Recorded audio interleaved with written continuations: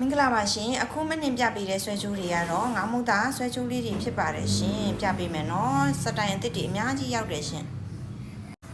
အကုန်လုံးလှတယ်နော်ငါးမုသားဆွဲကြိုးတွေပါရှင်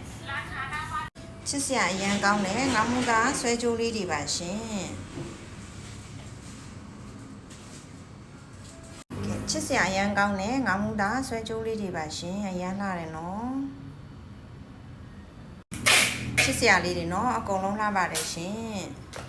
ပန်းပွင့်ရ2မျိုးရှိတယ်နောက်တစ်မျိုးထပ်ပြပေးမယ်ဒါကကိုရီးယားစိန်မပါဘူးနောက်တစ်ပွင့်ပြပေးအောင်မယ်နော်ကဲဒါလေးကတော့ကိုရီးယားစိန်လေးပါတယ်